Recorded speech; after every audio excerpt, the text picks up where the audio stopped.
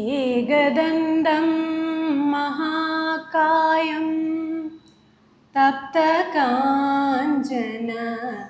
സന്നിഭം ലംബോദരം വിശാലാക്ഷം വന്ദേഹം ഗണനായകം. ഓം പ്രണോ ദേവി സരസ്വതി വാജേഭിർവാജിനീവതി ധീനാമവിത്രിയവധു ആനോ ദിവോ ബൃഹദ പർവ്വതാദാ സരസ്വതി യജദാ ഗന്ധോ യജ്ഞം ഹവം ദേവി ജുജുഷാണ ഹൃദാജി ശക്മാന്നോ വാച ഉഷതി ശൃണോതു. ഗുരുർബ്രഹ്മാ ഗുരുർവിഷ്ണു ഗുരുർദേവോ മഹേശ്വര ഗുരു സാക്ഷാൽ പരബ്രഹ്മ തസ്മൈ ശ്രീ ഗുരവേ നമഃ. ഭൂതനാഥ സദാനന്ദ സർവഭൂതദയാപരാ രക്ഷ രക്ഷ മഹാബാഹോ ശാസ്ത്രേ തുഭ്യം നമോ നമഃ.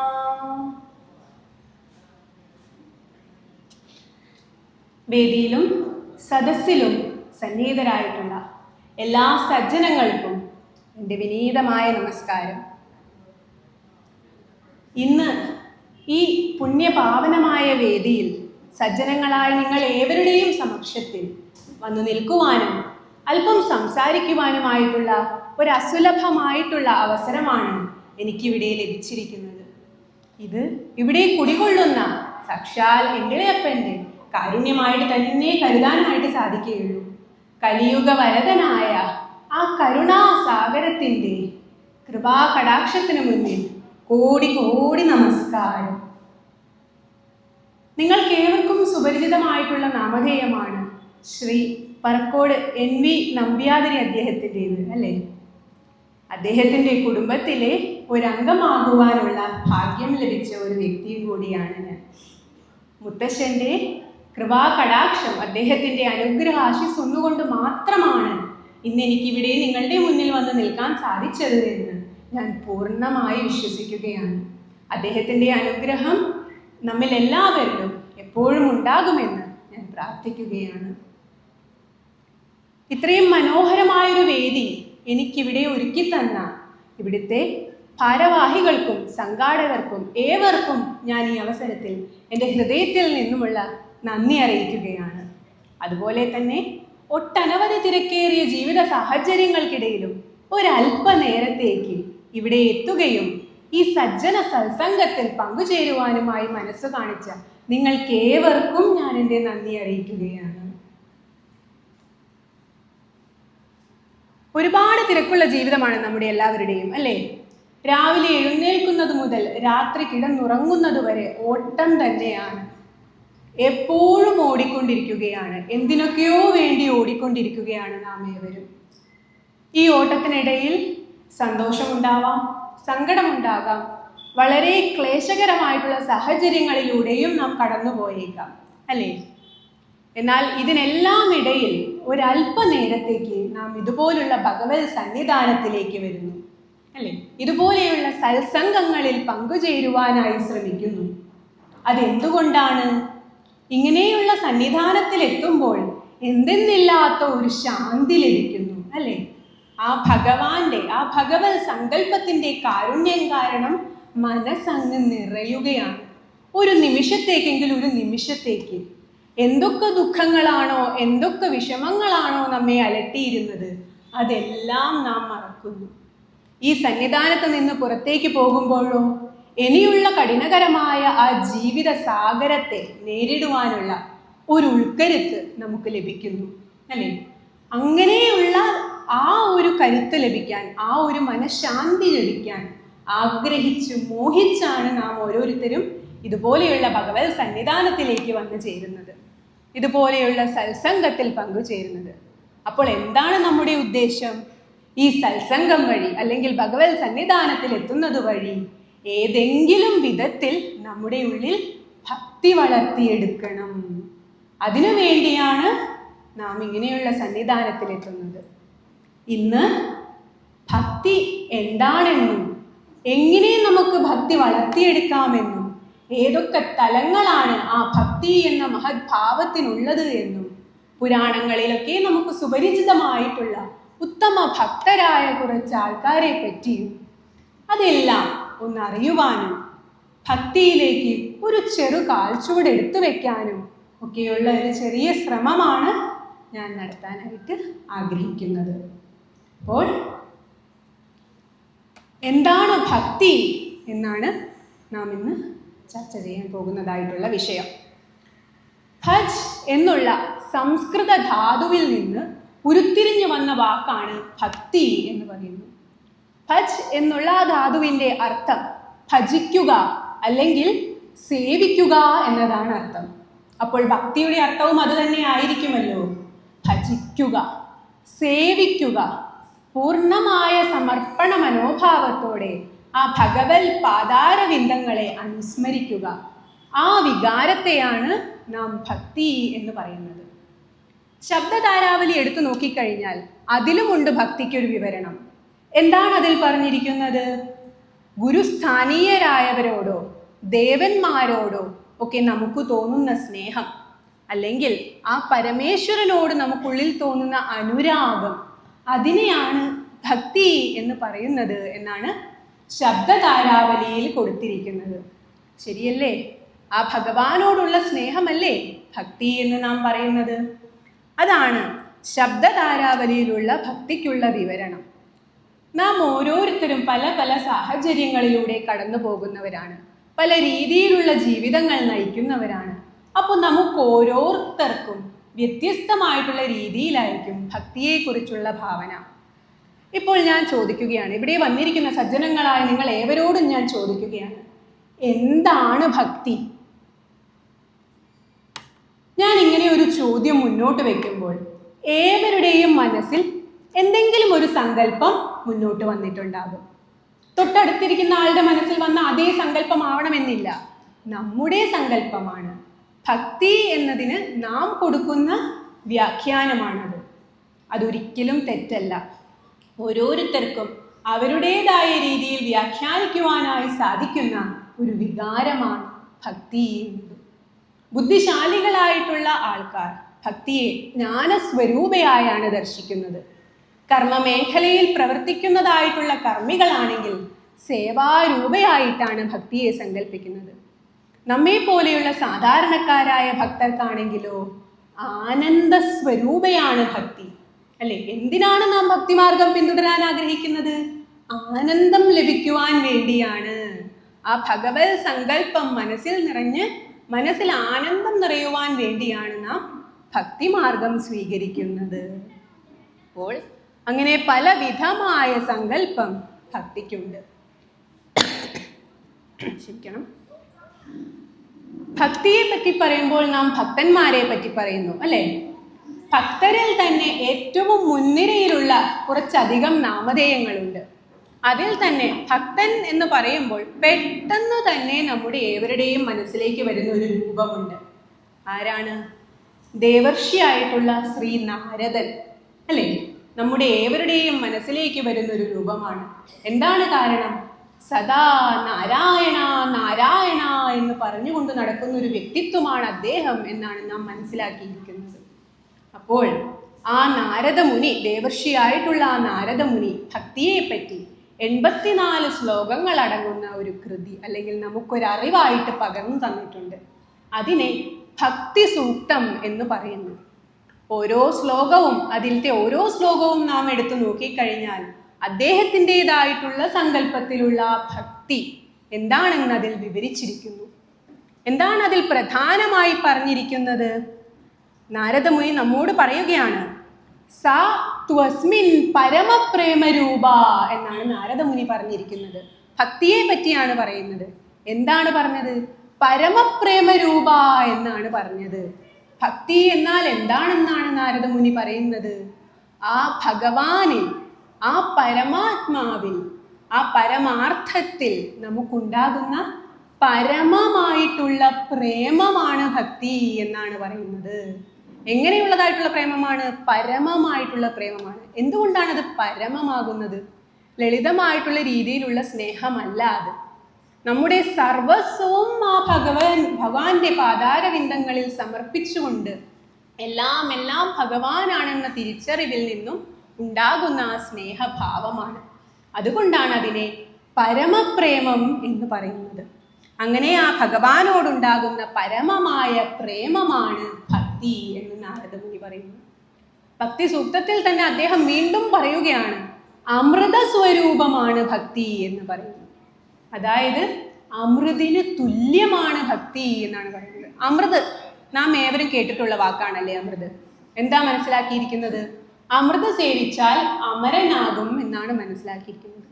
ദേവന്മാരുടെ എല്ലാം അമരത്വത്തിന് കാരണം ഈ അമൃതാണ് എന്നാണ് പറയുന്നത്. എന്നാൽ നാരദമുനി പറയുകയാണ്, ഈ അമൃതിലും ഉപരിയായി നിൽക്കുന്ന ഒരു അമൃതാണ് ഭക്തി എന്ന് പറയുന്നത്. അപ്പോൾ മനസ്സിൽ ദൃഢമായ സത്യമായ ശുദ്ധമായ ഭക്തിയുള്ള ഒരു വ്യക്തി അമൃതനാണ്, അമരനാണ്. അവന് മരണമില്ല. കാരണം എന്താ? അവൻ ആ പരമാത്മാവിൽ ലയിച്ചു കഴിഞ്ഞിരിക്കുന്നു. ജനനവുമില്ല, മരണവുമില്ല, കേവലം ശാന്തി മാത്രമാണ് അവനുള്ളത്. അതുകൊണ്ട് പറയുന്നു ഭക്തി എന്നുള്ളത് അമൃത സ്വരൂപമാണ് എന്ന് പറയുന്നു. അങ്ങനെയുള്ളതായിട്ടുള്ള ഭക്തി വളർത്തിയിരിക്കുന്ന ഒരു വ്യക്തി അവൻ പൂർണ്ണനാണ്, അമൃതനാണ്, സംതൃപ്തനാണ്. അവൻ ആഗ്രഹങ്ങളില്ല, ദുഃഖങ്ങളില്ല, യാതൊരു വിധമായിട്ടുള്ള വിദ്വേഷവുമില്ല, സുഖത്തിനോടുള്ള ആഗ്രഹമില്ല, ലാഭങ്ങളോടുള്ള മോഹങ്ങളില്ല. അതായത് എല്ലാത്തിൽ നിന്നും അവൻ വേറിട്ടു നിൽക്കുന്നു. ഒന്നിനോടും മമതയില്ലാതെ സദാ ആ ഈശ്വര സങ്കല്പത്തിൽ ജീവിക്കുന്നവൻ ആരാണോ, സ്വന്തം മനസ്സും വപുസ്സും തപസ്സും ആത്മാവും എല്ലാം തന്നെ ആ ഭഗവത് സങ്കല്പത്തിങ്കൽ സമർപ്പിച്ചിരിക്കുന്നവൻ ആരാണോ അവനാണ് ഭക്തൻ എന്ന് പറയുന്നു. നമുക്കേവർക്കും മനുഷ്യജന്മമാണ് ലഭിച്ചിരിക്കുന്നത് ഈ ജന്മത്തിൽ, അല്ലേ? വളരെ അപൂർവമായി ലഭിക്കുന്ന ഒരു സുന്ദരമായ ജന്മമാണ് ഈ മനുഷ്യജന്മം എന്ന് പറയുന്നത്. എന്തുകൊണ്ടാണ് മറ്റുള്ള ജന്മങ്ങളിൽ നിന്നും ഈ മനുഷ്യജന്മം വേറിട്ട് നിൽക്കുന്നത്? എന്തുകൊണ്ടാണ്? നമുക്ക് ചിന്തിക്കാനുള്ള കഴിവുണ്ട്, അല്ലേ? അതുകൊണ്ടാണ് മനുഷ്യജന്മം ഉത്തമ ജന്മമായി കണക്കാക്കുന്നത്. വളരെയധികം നമ്മുടെ മുൻജന്മങ്ങളുടെയൊക്കെ സുഹൃതത്തിൻ്റെ ഫലമായിട്ടാണ് നമുക്ക് ഈ മനുഷ്യജന്മം ലഭിച്ചിരിക്കുന്നത്. ചിന്തിക്കാനായി കഴിവുള്ള ജന്മം. നാമൊക്കെ ചിന്തിക്കാറുണ്ട്, അല്ലേ? എന്തൊക്കെ കാര്യങ്ങളാണ് രാവിലെ എണീറ്റ് വൈകുന്നേരം വരെ നാം ചിന്തിക്കാറ്? എൻ്റെ മോനിന്ന് ദോശ ഉണ്ടാക്കി കൊടുക്കണോ? അല്ല, വേണ്ട, ഇഡലി ആയാൽ മതി, അവന് ഇഡലി ആയിരിക്കും ഇഷ്ടം, അല്ലേ? അങ്ങനെയൊക്കെയുള്ള ചിന്തകൾ പ്രത്യേകിച്ച് ഒരു കാര്യവും കാരണവും ഇല്ലാത്ത അനാവശ്യ ചിന്തകളാണ് നമ്മുടെ ഉള്ളിൽ എപ്പോഴും നിറഞ്ഞു നിൽക്കുന്നത്. അപ്പുറത്തെ വീട്ടിൽ കറണ്ട് ഉണ്ടോ, അതോ എൻ്റെ വീട്ടിൽ മാത്രമാണോ കറണ്ട് പോയത്? ഇങ്ങനെയൊക്കെയുള്ള ചിന്തകളല്ലേ നമ്മുടെ ഏവരുടെ ഉള്ളിലുള്ളത്. ഞാൻ എന്നെ മാറ്റി നിർത്തുന്നില്ല, ഞാനും ആ കൂട്ടത്തിൽപ്പെട്ട ആൾ തന്നെയാണ്. അനാവശ്യമായ ചിന്തകൾ ഇടയ്ക്കിടയ്ക്ക് മനസ്സിൽ കയറി വരുന്നവരായിട്ടുള്ള വ്യക്തിത്വങ്ങളാണ് നമ്മൾ ഏവരുടെയും. അപ്പോൾ ഇങ്ങനെയുള്ള ചിന്തകളെല്ലാം മാറ്റി സദാ ആ ഭഗവത് ചിന്ത മനസ്സിൽ നിറയ്ക്കണം. അങ്ങനെ നിറയ്ക്കാനായിട്ടാണ് നമുക്ക് ഈ ജന്മം ലഭിച്ചിരിക്കുന്നത്. ഈ ജന്മത്തിൽ നമ്മുടെ ലക്ഷ്യം എന്നത് മോക്ഷമായിരിക്കണം, മുക്തിയായിരിക്കണം, അല്ലേ? അതിലേക്ക് മഹാന്മാർ പലവിധ മാർഗങ്ങൾ നമുക്ക് പറഞ്ഞു തന്നിട്ടുണ്ട് മോക്ഷത്തിലേക്ക് എത്തിച്ചേരാൻ. കർമ്മമാർഗമുണ്ട്, ജ്ഞാനമാർഗമുണ്ട്, യോഗമാർഗമുണ്ട്, ഭക്തിമാർഗമുണ്ട്. ഇതിൽ ആദ്യം പറഞ്ഞ 3 മാർഗങ്ങൾ വളരെ വളരെ ദുർഘടമാണ്, നമ്മെ കൊണ്ട് സാധിക്കില്ല. അത് കൃതയുഗത്തിലും ത്രേതായുഗത്തിലുമൊക്കെ ജീവിച്ചിരുന്ന മഹാന്മാരായ വ്യക്തിത്വങ്ങൾ പിന്തുടർന്നിരുന്ന പാതയാണ്. ആ മാർഗത്തിലൂടെ അവരേവരും മോക്ഷത്തിൽ എത്തിച്ചേരുകയും ചെയ്തു. എന്നാൽ നമ്മെ പോലെയുള്ള ഈ കലിയുഗത്തിലുള്ള സാധാരണക്കാർക്ക്, തുച്ഛരായ മനുഷ്യരായ നമുക്ക് ആ മാർഗം പിന്തുടരാൻ സാധിക്കുകയില്ല. അപ്പോൾ നമുക്ക് പറഞ്ഞിരിക്കുന്ന മാർഗം ഏതാണ്? ഭക്തി മാർഗമാണ് നമുക്ക് പറഞ്ഞിരിക്കുന്നത്. മോക്ഷത്തിലേക്കുള്ള മാർഗത്തിൽ തന്നെ ഏറ്റവും സരളമായ മാർഗമാണ് ഭക്തി എന്ന് പറയുന്നത്. അപ്പം നമ്മൾ വിചാരിക്കും, ബാക്കിയുള്ളതിനേക്കാളൊക്കെ എളുപ്പമാണല്ലേ? ഭക്തി എളുപ്പമാണോ? അല്ല, അതും ബുദ്ധിമുട്ടേറിയ ഒരു കാര്യം തന്നെയാണ്. മറ്റ് മാർഗങ്ങളെ വെച്ച് നോക്കുമ്പോൾ സരളമാണെന്നു മാത്രം. നമ്മെ പോലെയുള്ള സാധാരണക്കാർക്കും പിന്തുടരാൻ പറ്റും ശ്രമിച്ചു കഴിഞ്ഞാൽ. അതാണ് ഭക്തിമാർഗം എന്ന് പറയുന്നത്. ഇങ്ങനെയുള്ളതായിട്ടുള്ള ഈ ഭക്തി, എന്താണ് ഈ ഭക്തി? സർവം ഈശ്വരാർപ്പിതമായിട്ടുള്ള ജീവിതം, അതിനെയാണ് നാം ഭക്തി എന്ന് പറയുന്നത്. ഭക്തി സൂക്തത്തിൽ പറയുന്നതും അതുപോലെ തന്നെ ഭഗവത്ഗീതയിൽ ശ്രീമദ് നാരായണൻ ഭഗവാൻ ശ്രീകൃഷ്ണൻ നമ്മോട് പറയുന്നതായിട്ടുള്ള ഭക്തിയുടെ രൂപവും അതുതന്നെയാണ്. എന്താണ് ഭഗവാൻ പറയുന്നത്? എല്ലാം എന്നിൽ അർപ്പിച്ച് ചെയ്യുക. എന്നിലേക്ക് അർപ്പിച്ചിട്ടുള്ളതായിട്ടുള്ള ഏതൊരു കർമ്മവുമാകട്ടെ, ഏതൊരു പ്രവൃത്തിയുമാകട്ടെ, അത് ഭക്തിയായിത്തീരുന്നു എന്നാണ് പറയുന്നത്. നാം ചെയ്യുന്ന ഓരോ പ്രവൃത്തിയും, നമ്മുടെ ശ്വാസനിശ്വാസങ്ങളും ഹൃദയമിടിപ്പുകളും എല്ലാം തന്നെ ആ ഭഗവാനിൽ അർപ്പിതമായിരിക്കണം. അങ്ങനെയുള്ളതായിട്ടുള്ള ഈശ്വരനിലേക്കുള്ള അകമഴിഞ്ഞതായിട്ടുള്ള ആ ഭക്തിയാണ് നമുക്ക് വേണ്ടത് എന്നാണ് ഭഗവാൻ ശ്രീകൃഷ്ണൻ പറഞ്ഞിരിക്കുന്നത്. അങ്ങനെയുള്ള ഭക്തിക്ക് 2 രൂപങ്ങളുണ്ട് എന്നാണ് പറയുന്നത്. എന്താണ് ഭക്തിയുടേതായിട്ടുള്ള 2 രൂപങ്ങൾ? സഗുണ ഭക്തിയുമുണ്ട്, നിർഗുണ ഭക്തിയുമുണ്ട്. 2 ഭക്തികൾ. എന്താണ് ഇത് തമ്മിലുള്ള വ്യത്യാസം? സഗുണ ഭക്തി എന്ന് പറഞ്ഞു കഴിഞ്ഞാൽ ഭഗവാന്റെ രൂപത്തെ മനസ്സിൽ കണ്ട് ആ രൂപത്തെ ആരാധിക്കുന്നതാണ് സഗുണ ഭക്തി എന്ന് പറയുന്നത്. ഭഗവാൻ പലവിധ രൂപത്തിൽ നമുക്ക് മുന്നിൽ അവതാരമെടുത്തിട്ടുണ്ട്. ആ രൂപങ്ങളെ ഏതിനെയെങ്കിലുമൊക്കെയായി മനസ്സിൽ കുടിയിരുത്തി ആ രൂപത്തിനെ ധ്യാനിക്കുന്നതാണ് സഗുണ ഭക്തി എന്ന് പറയുന്നത്. അപ്പോൾ നിർഗുണ ഭക്തിയോ? ആ പരബ്രഹ്മ സ്വരൂപത്തെ മനസ്സിൽ ധ്യാനിക്കുന്നതിനെയാണ് നിർഗുണ ഭക്തി എന്ന് പറയുന്നത്. അപ്പോൾ 2 ഭക്തി മാർഗങ്ങൾ നമുക്ക് മനസ്സിലായി, സഗുണ ഭക്തിയും നിർഗുണ ഭക്തിയും. അപ്പോൾ നമുക്ക് സംശയമുണ്ടാകും, ഇതിൽ ഏത് മാർഗമാണ് നാം പിന്തുടരേണ്ടത്? ഏത് മാർഗമാണ് ഭഗവാൻ ഇഷ്ടം? ഏത് മാർഗമാണ് അദ്ദേഹത്തിന് സ്വീകാര്യമായിട്ടുള്ളത്? ഏതു മാർഗമാണ് ഭഗവാന് സ്വീകാര്യമായിട്ടുള്ളത്? ഇതേ സംശയം കുരുക്ഷേത്ര യുദ്ധഭൂമിയിൽ വെച്ച് അർജുനനും ഉണ്ടായി. 2 മാർഗത്തിലുള്ള ഭക്തി ഉണ്ടെന്ന് പറയുന്നു. ഭഗവാന്റെ രൂപത്തിനെ ആരാധിക്കുന്നതും ഭഗവാന്റെ പരബ്രഹ്മ സ്വരൂപത്തിനെ ആരാധിക്കുന്നതും 2 രീതിയിലുള്ള ഭക്തി. അപ്പോൾ ഇതിൽ ഏതാണ് ഞാൻ പിന്തുടരേണ്ടത്? ഏത് ഭക്തി പിന്തുടർന്നാലാണ് ഭഗവാൻ സന്തുഷ്ടനാവുക എന്നാണ് അർജുനൻ ചിന്തിച്ചത്. എനിക്ക് ഏറ്റവും എളുപ്പമുള്ള രീതി ഏതാണെന്നല്ല അദ്ദേഹം ചിന്തിച്ചത്. എന്താണ് അദ്ദേഹം ചിന്തിച്ചത്? ഭഗവാൻ സന്തുഷ്ടനാകുന്ന ഭക്തിയുടെ രീതി ഏതാണ് എന്നാണ്. അങ്ങനെ ഒരു സംശയം ഉണ്ടായപ്പോൾ മടിച്ചില്ല, ഭഗവാനോട് ചോദിച്ചു, അല്ലയോ ശ്രീകൃഷ്ണ പരമാത്മാവേ, ഏത് രീതിയിലുള്ള ഭക്തിയാണ് അങ്ങേക്കിഷ്ടം? അങ്ങയുടെ രൂപാരാധനയായിട്ടുള്ള സഗുണ ഭക്തിയാണോ, അതോ അങ്ങയുടെ പരബ്രഹ്മ സ്വരൂപത്തിൽ അർപ്പിതമായിട്ടുള്ള നിർഗുണ ഭക്തിയാണോ എന്ന് ചോദിക്കുകയുണ്ടായി.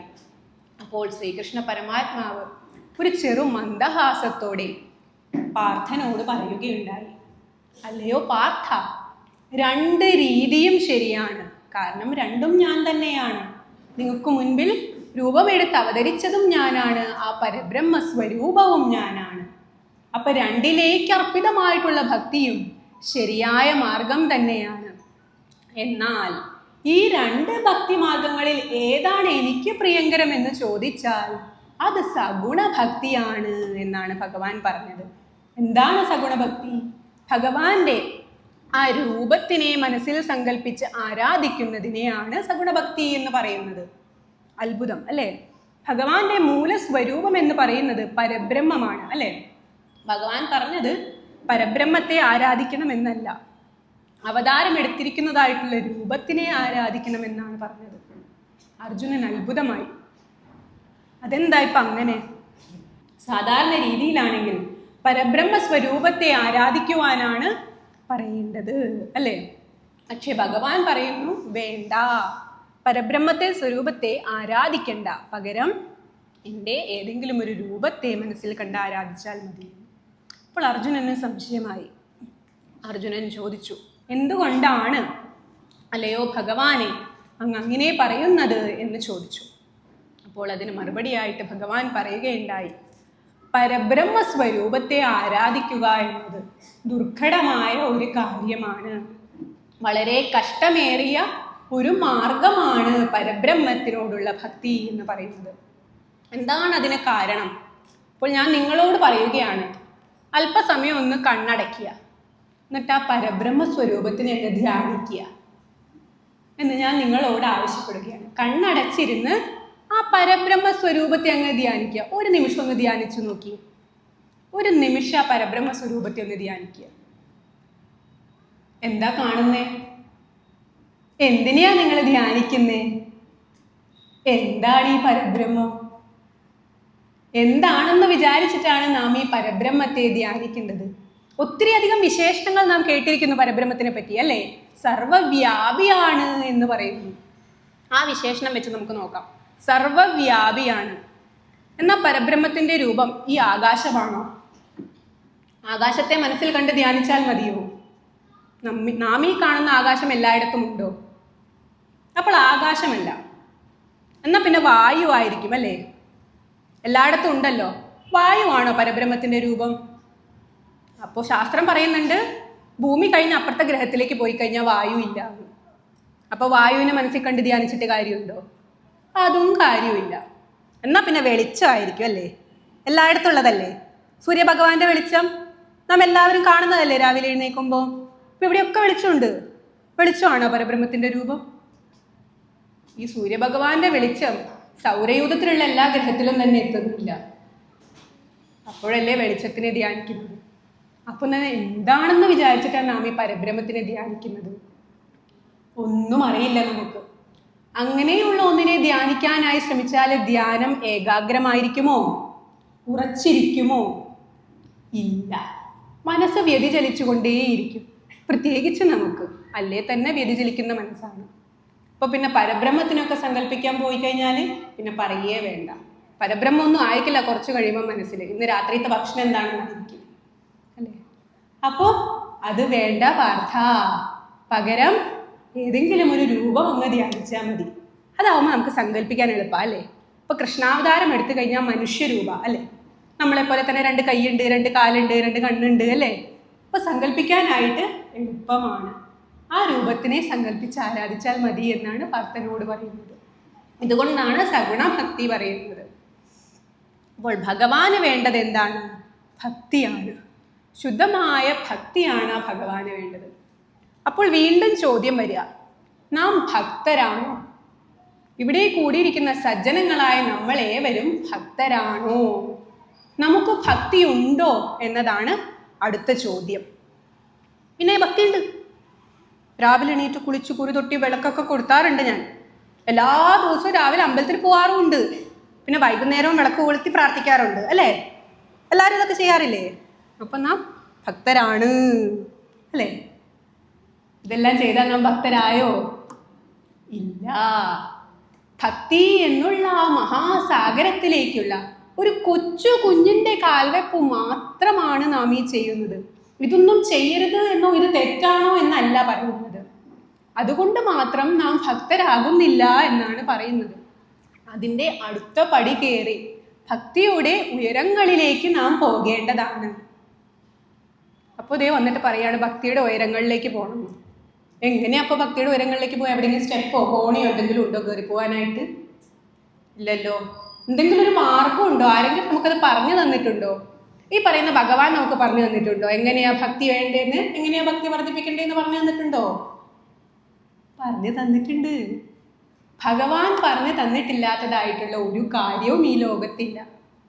അധ്യാത്മ രാമായണത്തിൻ്റെ അവസാന ഭാഗത്ത്, ആരണ്യകാണ്ഡത്തിൻ്റെ അവസാന ഭാഗത്ത് ശബരിക്ക് ശ്രീരാമദേവൻ പറഞ്ഞു കൊടുക്കുന്നുണ്ട് എങ്ങനെയാണ് ഭക്തി വളർത്തിയെടുക്കേണ്ടത്. അതിന് പല പല കാര്യങ്ങൾ നാം പിന്തുടരേണ്ടതാണ്. ഇതെല്ലാം ശരിയായി നിഷ്ഠയോടെ പിന്തുടർന്നു കഴിഞ്ഞാൽ നമുക്കുള്ളിൽ സ്വാഭാവികമായി ഭക്തി ഉണ്ടാകുന്നതാണ്. അപ്പോൾ എന്തൊക്കെയാണ് ശ്രീരാമദേവൻ പറഞ്ഞു കൊടുത്തിരിക്കുന്ന മാർഗങ്ങൾ എന്ന് നമുക്ക് നോക്കാം. മാർഗങ്ങൾ പറയുന്നതിന് മുൻപ് നമുക്ക് ഭക്തിയെ പറ്റി പല പല വിശേഷണങ്ങളുണ്ട് എന്ന് പറഞ്ഞു. ഓരോരുത്തർക്കും ഓരോ വിശേഷണങ്ങളാണ് ഭക്തിയെ പറ്റി എന്ന് പറഞ്ഞു. നമ്മുടെ ഉള്ളിലുള്ള വിശേഷണങ്ങൾ പോലെ തന്നെ നമുക്കറിയാവുന്ന ഒട്ടനവധി മഹാന്മാരും ഭക്തിയെ പല പല വിശേഷണങ്ങൾ കൊണ്ട് നമുക്ക് പറഞ്ഞു തന്നിട്ടുണ്ട്.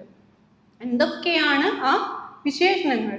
ഒന്നാമത് പറയുന്നത് ഏറ്റവും സരളമായിട്ടുള്ള ഭക്തിയുടെ വിവരണമാണ്. എന്താണ് ഭക്തി? മുക്തിയിലേക്കുള്ള മാർഗമാണ് ഭക്തി. അതാണ് നാം ഏവരും മനസ്സിൽ ഉറച്ചിരിക്കേണ്ട ഭക്തിയെ പറ്റിയുള്ള ഒന്നാമത്തെ കാര്യം. മുക്തി അല്ലെങ്കിൽ മോക്ഷത്തിലേക്ക് നമുക്ക് പിന്തുടരാൻ പറ്റുന്ന ഏറ്റവും സരളമായിട്ടുള്ള മാർഗമാണ് ഭക്തി എന്ന് പറയുന്നു. സ്വാമി വിവേകാനന്ദൻ അദ്ദേഹത്തിൻ്റെ ഒരു പ്രസംഗത്തിൽ പറയുന്നുണ്ട് ഭക്തി എന്താണ് എന്ന്. എന്താ അദ്ദേഹം പറഞ്ഞത്? To be pure and to do good to others. അതിനെയാണ് നാം ഭക്തി എന്ന് പറയുന്നത് എന്നാണ് അദ്ദേഹം പറയുന്നത്.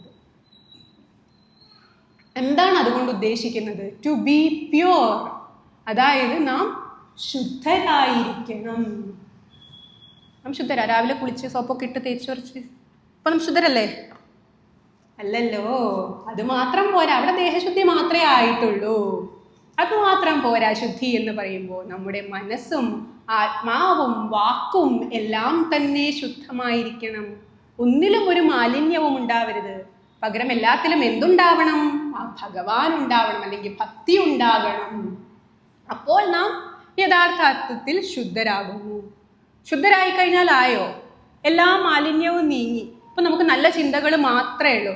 എന്നാൽ രാവിലെ മുതൽ വൈകുന്നേരം വരെ ഞാൻ പൂജാമുറി പോയിരുന്ന് നാമം ജപിക്കാം. ആയോ? ഭക്തി ആയില്ല. അദ്ദേഹം എന്താ പറയുന്നത്? To be pure and to do good to others എന്നാണ് പറഞ്ഞത്. എന്താ പറഞ്ഞേ? നാം ശുദ്ധരാകുന്നതിനോടൊപ്പം തന്നെ സമൂഹത്തിന്, മറ്റുള്ളവർക്ക് നന്മയുണ്ടാക്കുന്നതായിട്ടുള്ള കാര്യങ്ങൾ നാം ചെയ്യേണ്ടതാണ്. എന്നാൽ മാത്രമേ നമുക്ക് യഥാർത്ഥ അർത്ഥത്തിലുള്ള ഭക്തി ഉണ്ടാകുന്നുള്ളൂ. ഇതേപോലെ തന്നെ ശ്രീ ശങ്കരാചാര്യ സ്വാമികളും ഭക്തിക്കൊരു നിർവചനം കൊടുത്തിട്ടുണ്ട്. അദ്ദേഹം എന്താ പറയുന്നത്? സ്വസ്വരൂപാനുസന്ധാനം ഭക്തിരിത്യ വിധീയതേ എന്നാണ് ശ്രീ ശങ്കരാചാര്യ സ്വാമികൾ പറഞ്ഞിരിക്കുന്നത്. സ്വസ്വരൂപത്തെ, ആത്മസ്വരൂപത്തെ അനുസന്ധാനം ചെയ്യുക എന്ന പ്രക്രിയയാണ് ഭക്തി എന്നാണ് പറഞ്ഞത്. ഒന്നും മനസ്സിലായില്ല അല്ലേ? എന്താണ് ഈ ആത്മസ്വരൂപം? നമ്മുടെ ഉള്ളിലായി ഉള്ളതായിട്ടുള്ള ആത്മാവിൻ്റെ സ്വരൂപമാണ്. എന്താണ് ആത്മാവിൻ്റെ സ്വരൂപം? ആ ഭഗവാനാണ്. വേറെ എന്താണ്? നമ്മുടെ ഉള്ളിലെല്ലാം ഇരിക്കുന്ന ഈ ജീവൻ, നമ്മുടെ ആത്മാവ്, അതാ ഭഗവാനാണ്. അപ്പോൾ എളുപ്പത്തിൽ പറഞ്ഞാൽ എന്താണ്? ആ ഭഗവാനെ നനച്ചുകൊണ്ടിരിക്കുക. അതാണ് ഭക്തി. അതാണ് ശ്രീ ശങ്കരാചാര്യരും പറയുന്നത്. അതിനെ എങ്ങനെ വളർത്താമെന്നാണ് അധ്യാത്മരാമായണത്തിൽ ശ്രീരാമദേവൻ പറയുന്നത്. എന്തൊക്കെയാ അതിനെ നാം ചെയ്യേണ്ടത്? അതിൻ്റെ ആദ്യത്തെ പടിയാണ് നാം ഇപ്പോൾ ചെയ്തുകൊണ്ടിരിക്കുന്നത്.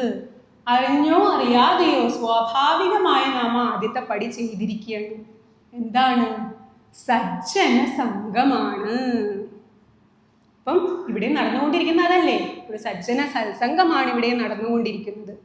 ഇതുപോലെയുള്ളതായിട്ടുള്ള സജ്ജന സംഘങ്ങളിലെ ഭാഗമാവുക എന്നതാണ് നാം ആദ്യമായി ചെയ്യേണ്ടത്. അതെന്തിനു വേണ്ടിയാണ് അങ്ങനെ പറയുന്നത്? സജ്ജനങ്ങളുടെ കൂട്ടായ്മയിൽ എത്തിക്കഴിഞ്ഞാൽ അവിടെ സത്കാര്യങ്ങളെ പറ്റി മാത്രമേ ചർച്ച ചെയ്യുന്നുള്ളൂ. അങ്ങനെയാണോ? അതോ അപ്പുറത്തെ കുശുമ്പ് കുന്നായ്മയാണോ ചർച്ച ചെയ്യുന്നത്? നമ്മൾ സൽക്കാര്യങ്ങളെ പറ്റി നാം ചർച്ച ചെയ്യണം. അതാണ് സജ്ജന സംഘം. അങ്ങനെയുള്ളതായിട്ടുള്ള ഭഗവാന്റെ സാന്നിധ്യത്തിലുള്ള സജ്ജന സംഘങ്ങൾ ഏതൊക്കെയുണ്ടോ അതിലെല്ലാം പങ്കുചേരാനായിട്ട് നാം ശ്രമിക്കുക എന്നതാണ് ആദ്യമായിട്ട് ശ്രീരാമദേവൻ കൊടുത്ത ഉപദേശം. അങ്ങനെയുള്ള സത്സംഗങ്ങളുടെ ഭാഗമായി കഴിഞ്ഞാൽ സ്വാഭാവികമായി ഭക്തിയോടൊരു ആകർഷണം നമുക്കുണ്ടാകുന്നു. അങ്ങനെ സജ്ജന സംഘത്തിൽ എത്തിച്ചേർന്ന് കഴിഞ്ഞാൽ പിന്നെ ഇനി എന്താ നമ്മൾ ചെയ്യേണ്ടത്? പിന്നെ ചെയ്യേണ്ടത് ഭഗവത് കഥാലാപനമാണ്. അതായത് ഈ സജ്ജന കൂട്ടായ്മയിൽ പോയി മിണ്ടാതൊരു മൂലയിൽ ഇരിക്കുകയല്ല വേണ്ടത്. പകരം എന്ത് ചെയ്യണം? ഭഗവാന്റെ കഥകൾ പറയണം നാം. ആ ഭഗവാന്റെ കഥകൾ പറയുമ്പോൾ ആ ഭഗവത് രൂപം മനസ്സിൽ വീണ്ടും വീണ്ടും ഉറച്ചു വരികയാണ്. അപ്പോൾ ഭക്തി വളരുകയാണ്. അപ്പൊ നാം ഭഗവത് കഥാലാപനവും നടത്തി. ഇനി എന്താ വേണ്ടത്? ഭഗവത് ഗുണപ്രചരണമാണ് ഇനി നാം ചെയ്യേണ്ടത്. ഭഗവാന്റെ ഗുണഗണങ്ങളെ നാം എല്ലാവരിലേക്കും എത്തിക്കാനായി ശ്രമിക്കുക. ഒരു സജ്ജന സംഘത്തിൽ മാത്രം പോയി കഴിഞ്ഞാൽ അത് സാധിക്കില്ല.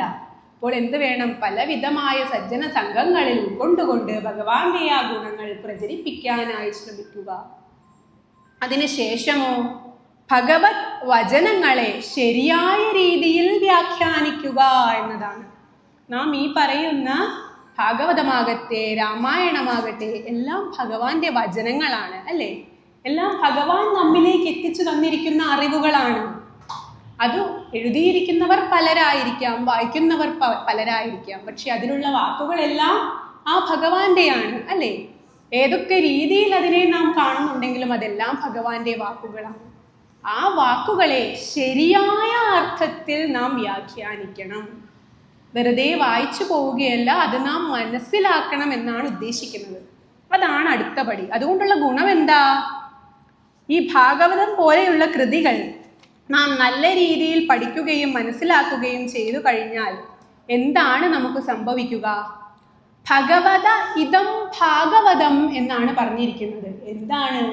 ഭഗവാന്റെ സ്വരൂപമാണ് ആ ഭാഗവതം.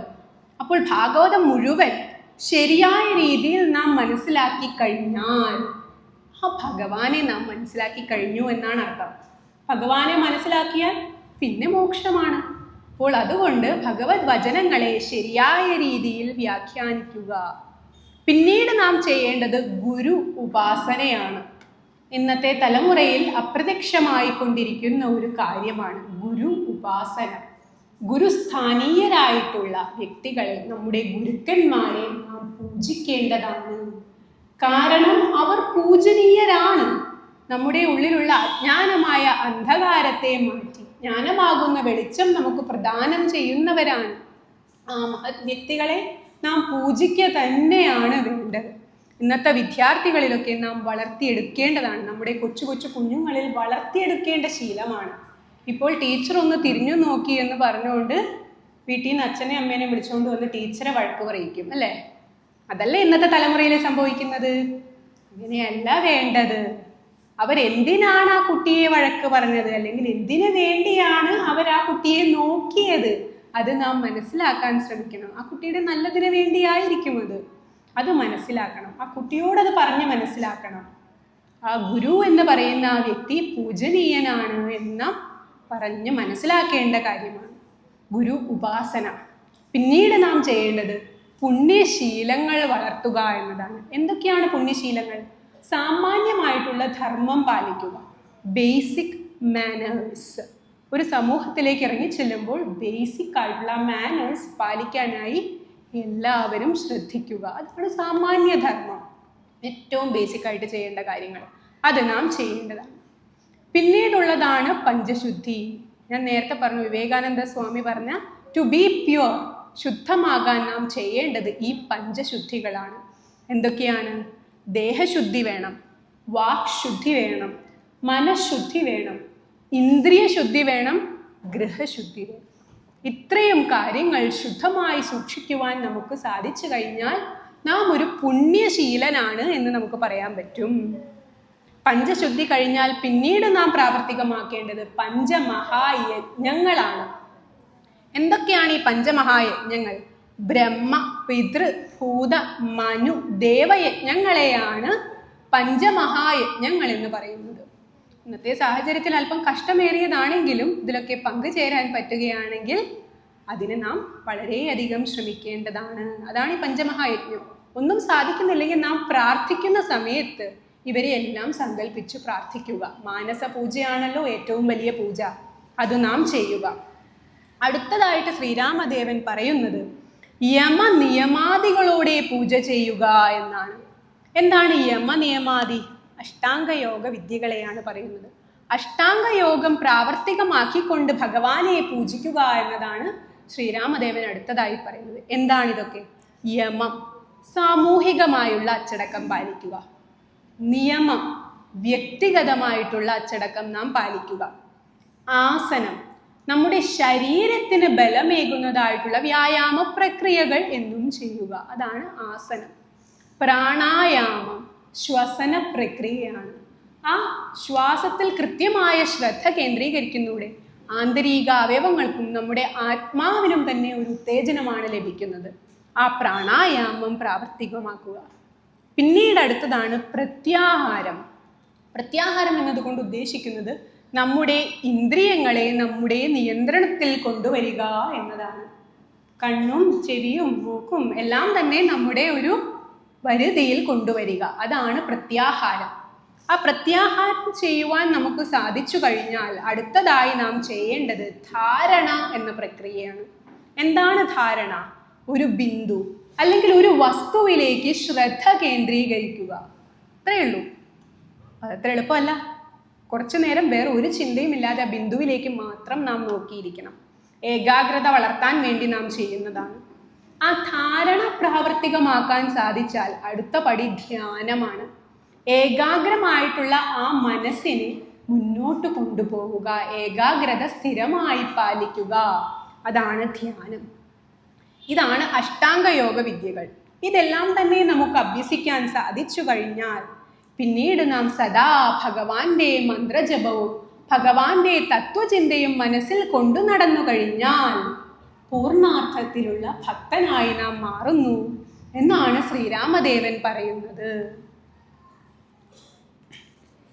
എന്താണ് അപ്പൊ ഭക്തൻ എന്ന് പറയുന്നത്? കാണാകുന്ന ചരാചര ജാതിയെ നാണം കൈവിട്ട് കൂപ്പി സ്തുതിക്കണം. സജ്ജനങ്ങളെ കാണുന്ന നേരത്ത് ലജ്ജ കൂടാതെ വീണു നമിക്കണം. ഭക്തി തന്നിൽ മുഴുകിച്ചമഞ്ഞുടൻ മത്തനെ പോലെ നൃത്തം ചവിട്ടണം. അതാണ് യഥാർത്ഥത്തിലുള്ള ഭക്തൻ, അല്ലേ?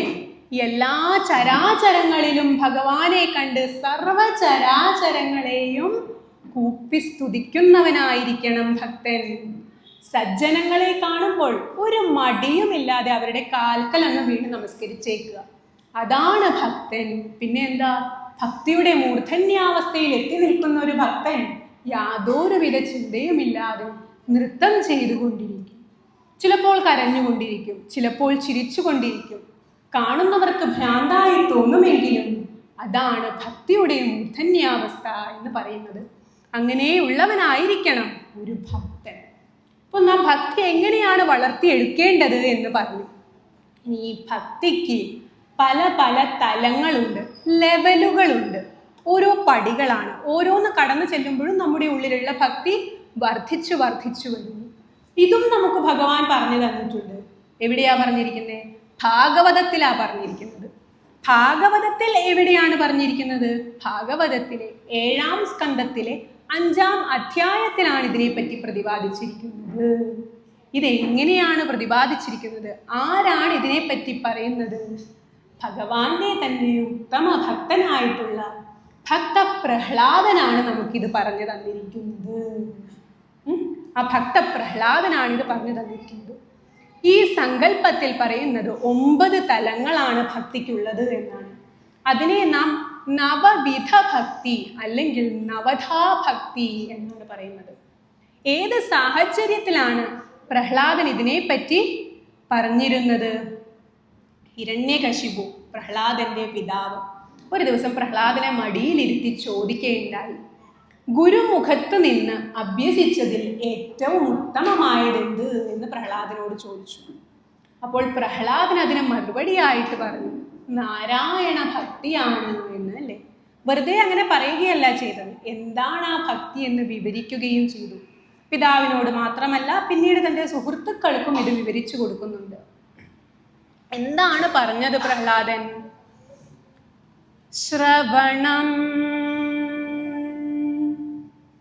കീർത്തനം വിഷ്ണു, സ്മരണം, പാദസേവനം, അർച്ചനം, വന്ദനം, ദാനം. സഖ്യം ആത്മനിവേദനം. ഇതാണ് പ്രഹ്ലാദൻ പറഞ്ഞ 9 ലെവലുകൾ, 9 തലങ്ങൾ ഭക്തിയുടെ. എന്തൊക്കെയാണ് ഇത് എന്ന് നമുക്കൊന്ന് ശ്രദ്ധയോടെ നോക്കാം. ആദ്യമായി പ്രഹ്ലാദൻ പറഞ്ഞിരിക്കുന്നത് ശ്രവണമാണ്. എന്താണ് ശ്രവണം? കേൾക്കുക. എന്താണ് നാം കേൾക്കേണ്ടത്? ഭഗവാനെ പറ്റിയുള്ള എന്തും. അത് കഥകളാകാം, കീർത്തനങ്ങളാകാം, മന്ത്രജപങ്ങളായിരിക്കാം, നാമങ്ങളായിരിക്കാം. എന്തൊക്കെ ഭഗവാനെ പറ്റി കേൾക്കാൻ സാധിക്കുന്നുവോ അതെല്ലാം നാം കേൾക്കുക എന്നതാണ് ശ്രവണത്തിൽ പറയുന്നത്. ഇവിടെ നാം പ്രാവർത്തികമാക്കേണ്ട ഒരു ന്യായമുണ്ട്. ഭ്രമര കീടക ന്യായം എന്ന് പറയുന്ന ഒരു ന്യായമാണ്. അതിൽ പറയുന്നത് എന്താണ്? വേട്ടാളനെ തന്നെ ചിന്തിച്ചു ചിന്തിച്ചു വേട്ടാളനായി മാറുന്നു കീടങ്ങൾ. അതാണ് ഭ്രമര കീടക ന്യായം. വേട്ടാളൻ എന്ന് പറഞ്ഞാൽ ഒരു പ്രാണിയാണ്. ഒരു കടൽനെല്ലിനെയൊക്കെ പോലെയുള്ള, വണ്ടിനെ പോലെയൊക്കെയുള്ള ഒരു പ്രാണിയാണ് വേട്ടാളൻ എന്ന് പറയുന്നത്. ആ വേട്ടാളൻ അതിന് മുട്ടയിടാറാവുന്ന സമയമാകുമ്പോൾ ഒരു കൂട് നിർമ്മിക്കുന്നു. എങ്ങനെയാണ് കൂട് നിർമ്മിക്കുന്നത്? മണ്ണിൽ തൻ്റെ ഉമിനീര് ചാലിച്ചൊരു കൂട് നിർമ്മിക്കുന്നു. നിർമ്മിക്കുന്ന സമയത്ത് അതിനൊരൊറ്റ സുഷിരം മാത്രമായിരിക്കും ഉണ്ടാകുന്നത്. ഇത് കഴിഞ്ഞാലോ മുട്ടയിടണം. മുട്ടയിട്ട് കഴിഞ്ഞാൽ മുട്ട വിരിഞ്ഞ് കുഞ്ഞുങ്ങൾ ഉണ്ടാകും അല്ലേ? ആ ജനിച്ചു വരുന്ന കുഞ്ഞുങ്ങൾക്ക് വളരെയധികം വിശപ്പുണ്ടാവും. അപ്പോൾ അതിന് ഭക്ഷണവും കരുതണം. അപ്പോൾ വേട്ടാളൻ എന്ത് ചെയ്യും? ഒരു പുഴുവിനെ കൊണ്ടുവന്ന് ആ കൂട്ടിൽ ഇട്ടേക്കും. എന്നിട്ട് കൂടടയ്ക്കും. കൂടടച്ചിട്ടോ പോവല്ല ചെയ്യുന്നത്. ആ കൂടിൻ്റെ പുറത്ത് കുറേ അധികം നേരം ചിറകടിച്ചുകൊണ്ട് ഇങ്ങനെ പറക്കും. അത് കഴിഞ്ഞിട്ടാണ് പോകുന്നത്. അപ്പോൾ നമുക്ക് പുഴുവിൻ്റെ സ്ഥാനത്ത് നിന്ന് ചിന്തിച്ചു നോക്കാം. രാവിലെ ഭക്ഷണം കഴിക്കാൻ പുറത്തേക്ക് ഇറങ്ങിയതാണ് ഈ പുഴു. അപ്പോൾ ഉണ്ടടാ അതേ ഒരു വേട്ടാളൻ വരുന്നു, പൊക്കിക്കൊണ്ടുപോയി. പേടിച്ചു. മരണഭയമാണ് പുഴുവിനുണ്ടായത്. ആ മരണഭയത്തിൻ്റെ സമയത്ത് കാണുന്നതോ വേട്ടാളനെ. എവിടേക്കാണാവോ എന്നെ കൊണ്ടുപോകുന്നതെന്ന് വിചാരിക്കുമ്പോഴത്തേക്കും ഒരു കൂട്ടിൻ്റെ ഉള്ളിൽ കൊണ്ടുപോയി അടച്ചു. ഒന്നും കാണുന്നില്ല. ഇപ്പോൾ അന്ധകാരം മാത്രം. പിന്നെ കേൾക്കുക മാത്രമാണ് ചെയ്യുന്നത്. എന്താ കേൾക്കുന്നേ? പുറത്തുള്ള വേട്ടാളൻ്റെ ചിറകടി ശബ്ദമാണ് കേൾക്കുന്നത്. അത് ശ്രവിച്ച് ശ്രവിച്ച് ശ്രവിച്ച് വേട്ടാളനെ തന്നെ സങ്കല്പിച്ചുകൊണ്ടിരിക്കുകയാണ് ആ പുഴു. പിന്നീട് കുഞ്ഞുങ്ങൾ വിരിഞ്ഞ ആ കൂട് തുറന്നു പുറത്തു വരുമ്പോൾ അത്ഭുതം, ഈ പുഴുവും വേട്ടാളനായിരിക്കുകയാണ്. അതാണ് നാം കാണുന്നത്. ആ കൂട്ടിൽ വേറെ പുഴുവിൻ്റെ അവശിഷ്ടമൊന്നും ഉണ്ടാവില്ല. കൂടെടുത്ത് നോക്കിയാൽ വേറെ ഒന്നും കാണൂല നിങ്ങൾ. അതടക്കം വേട്ടാളനായി മാറുകയാണ്.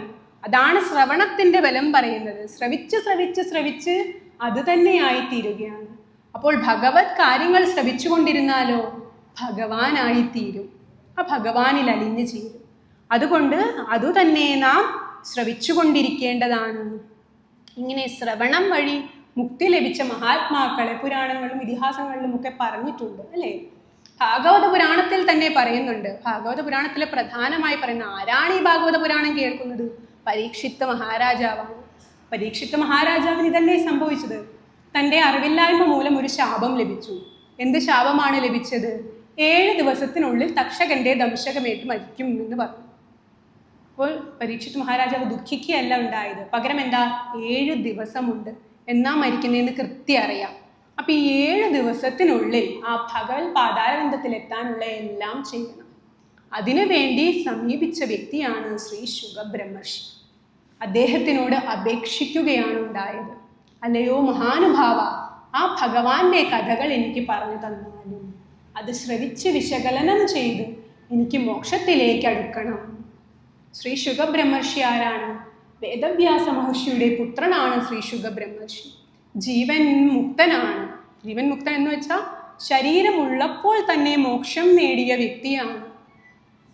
ആ ഭാഗവതത്തെ അരച്ച് കലക്കി കുടിച്ചിരിക്കുന്നതായിട്ടുള്ള വ്യക്തിയാണ്. അദ്ദേഹത്തിനോട് ചോദിച്ചു.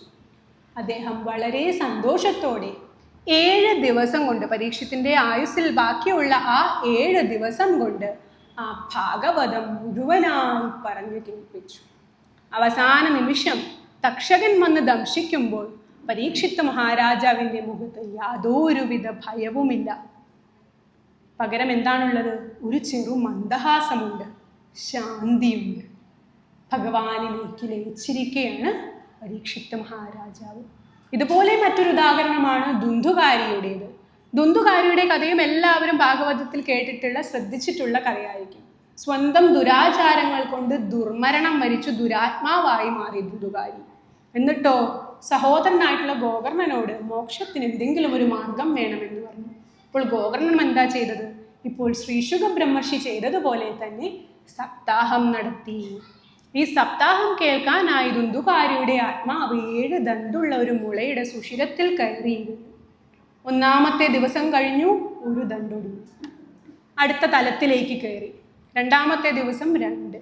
അങ്ങനെ 7 ദിവസം കൊണ്ട് 7 ദണ്ടുള്ള മുളയൊടിഞ്ഞ് ദിവ്യസ്വരൂപം പ്രാപിച്ച് പുറത്തു വന്ന ദുന്ദുകാരിയുടെ ആത്മാവിനെ വിഷ്ണു പാർഷദന്മാര് വൈകുണ്ഠത്തിലേക്ക് കൊണ്ടുപോയി എന്നാണ് പറയുന്നത്. അത്രയും ദുരാചാരിയായിരുന്നു. അത്രയും എന്ന് പറഞ്ഞാൽ അത്രയും കാണാവുന്നവരിൽ വെച്ച് ഏറ്റവും ദുഷ്ടനായിട്ടുള്ള ഒരു വ്യക്തിയായിരുന്നു. ദുരാത്മാവുകയും ചെയ്തതായിരുന്നു. എന്നിട്ടും ശ്രദ്ധയോടെ ഭക്തിയോടെ ആ ഭാഗവതം 7 ദിവസം ശ്രവിക്കുകയും വിശകലനം ചെയ്യുകയും വന്നതുകൊണ്ട് മാത്രം മോക്ഷം നേടി. അപ്പോൾ നാമും എന്ത് ചെയ്യണം? ശ്രവണം പ്രാവർത്തികമാക്കണം. 2ാമത് പറയുന്നത് കീർത്തനമാണ്. ഭഗവാനെ കീർത്തിക്കുക, ഭഗവാന്റെ കഥകൾ ഗാനങ്ങൾ ആലപിച്ചുകൊണ്ട് നടക്കുക, സദാ ഭഗവത് നാമങ്ങൾ ചൊല്ലിക്കൊണ്ടിരിക്കുക എന്നതാണ് പറയുന്നത്.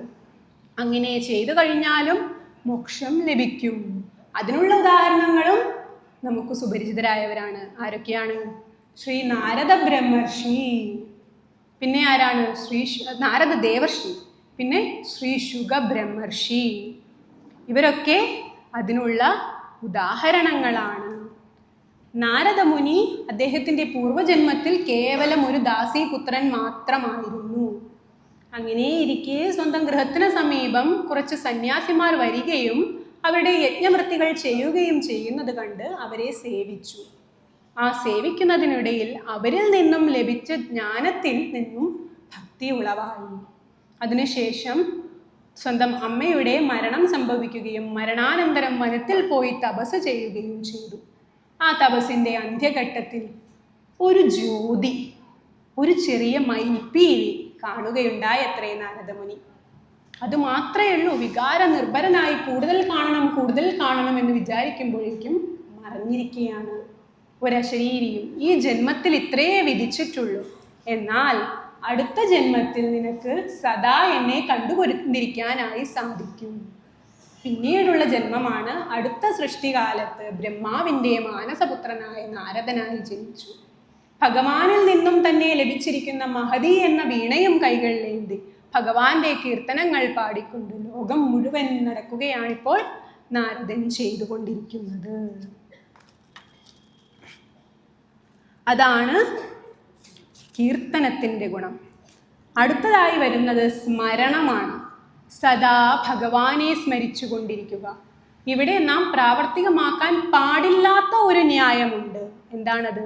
ഭരതന്യായമാണ്. ഭരതന്റെ കഥയും ഭാഗവത സപ്താഹത്തിലൊക്കെ പോയിട്ടുള്ളവരാണെങ്കിൽ ഏവരും കേട്ടിട്ടുള്ള കഥ തന്നെയാണ്. ഭരതന് ഒരു മഹാരാജാവായിരുന്നു. ഭരത മഹാരാജാവ് നല്ല രാജാവായിരുന്നു. നല്ല രീതിയിൽ രാജ്യഭരണങ്ങളെല്ലാം നടത്തി അവസാനം സന്യാസത്തിന് വേണ്ടി വനത്തിലേക്ക് അദ്ദേഹം പോവുകയും ചെയ്തു. ഭക്തി എന്ന് പറഞ്ഞാൽ അത്രയും അകമഴിഞ്ഞ ഭക്തിയായിരുന്നു. നാം ഈ പറയുന്ന 9 തലങ്ങളിൽ 8ാമത്തെ തലം വരെ എത്തി നിൽക്കുന്ന ഭക്തി. ഒരു തലം കൂടിയേ ഉള്ളൂ, അതും കൂടെ കഴിഞ്ഞാൽ മോക്ഷമാണ്. അങ്ങനെ ഇരിക്കെ ഒരു ദിവസം സ്നാനാദി കർമ്മങ്ങൾക്ക് അദ്ദേഹം പുഴയിലേക്ക് പോയി.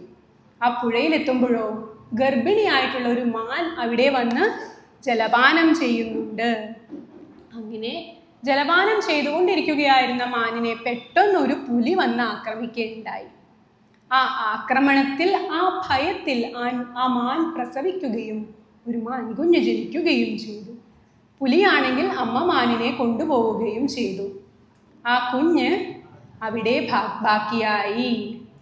ഈ ഭരതനാണെങ്കിലോ ഭഗവാനിലേക്ക് അർപ്പിക്കേണ്ട മനസ്സ് വ്യതിചലിച്ച് മാനിലേക്കായി മാറി. അങ്ങനെ ആ മാനിനെ ആശ്രമത്തിലേക്ക് എടുത്തുകൊണ്ടു പോവുകയും അതിനെ വളർത്തുകയും ചെയ്ത് ഭഗവത് ചിന്ത മാറി മാനിനെ പറ്റിയുള്ള ചിന്തയായി മാറി എന്നാ പറയും.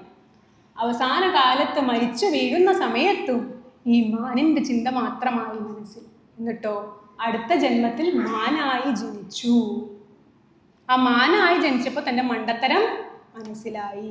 എന്നിട്ട് എന്ത് ചെയ്തു? ജനിച്ച ഉടനെ തന്നെ അടുത്തുള്ള ഒരു ആശ്രമത്തിൽ എത്തുകയും ആ സന്യാസിമാർ ചൊല്ലുന്ന ശ്ലോകങ്ങളും കാര്യങ്ങളും ശ്രവിച്ചുകൊണ്ട് തൻ്റെ മാനായിട്ടുള്ള ജീവിതം നയിക്കുകയും ചെയ്തു. അവസാനം മാൻ എന്ന ജന്മത്തിന് മരണം ഉണ്ടാവുകയും വീണ്ടും മനുഷ്യജന്മം ലഭിക്കുകയും ചെയ്തു.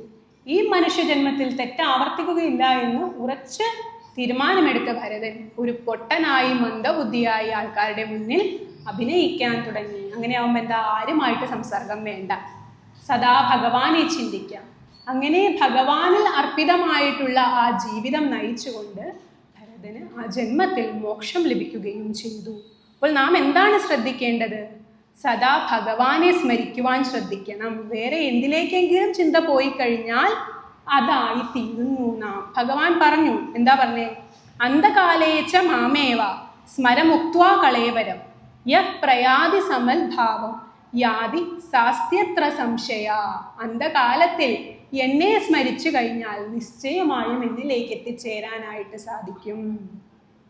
അജാമിളന്റെ കഥയാണ് ഇവിടെ നമുക്ക് ചിന്തിക്കാൻ പറ്റുന്ന മറ്റൊരു കാര്യം പറയുന്നത്. നാരായണൻ എന്ന് സ്വപുത്രന് നാമധേയം നൽകി സദാ നാരായണ എന്ന് വിളിച്ചു ജീവിതത്തിൽ വേറെ ഒരു ചിട്ടയും ഇല്ലെങ്കിലും അവസാനം ആ മരണക്കിടക്കയിൽ വരെ നാരായണ എന്ന് തൻ്റെ പുത്രനെ വിളിച്ചു എന്നതുകൊണ്ട് മാത്രം വിഷ്ണു പാർഷദന്മാർ വന്ന് വൈകുണ്ഠത്തിലേക്ക് അദ്ദേഹത്തെ കൊണ്ടുപോയി.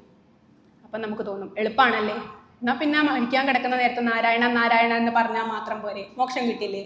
അപ്പം നമുക്ക് ഇപ്പം തോന്നുന്ന പോലെ അങ്ങ് ജീവിക്കാം. മരിക്കാൻ കിടക്കുന്ന സമയത്ത് നാരായണ നാരായണ എന്ന് പറയാം, ഭഗവാന്റെ രൂപം മനസ്സിൽ സങ്കല്പിക്കാം. എളുപ്പമല്ലേ? അങ്ങനെ ചെയ്താൽ പോരെ, മോക്ഷം കിട്ടുന്നല്ലേ ഭഗവാൻ പറഞ്ഞിരിക്കുന്നത്.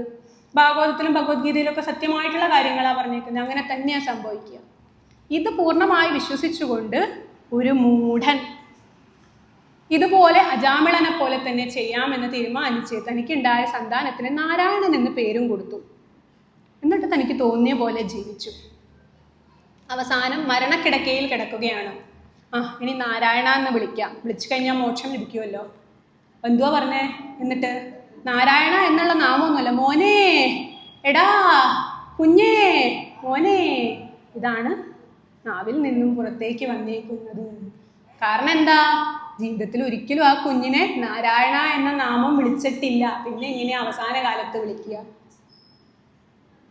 മോക്ഷം ലഭിച്ചില്ല, യമദൂതന്മാർ കൊണ്ടുപോയി അല്ലേ? അപ്പോൾ നാം എന്താ ചെയ്യേണ്ടത്? ഇപ്പോഴേ ആ ശീലം വളർത്തിയെടുക്കണം. സദാ ഭഗവാനെ മനസ്സിൽ സ്മരിക്കണം. അടുത്തതായി വരുന്നതാണ് പാദസേവനം. പാദസേവനം എന്ന് പറഞ്ഞാൽ ഭഗവാന്റെ വിഗ്രഹത്തിന്റെ പാദത്തിൽ പോയി പൂജിക്കുക എന്നല്ല ഉദ്ദേശിക്കുന്നത്.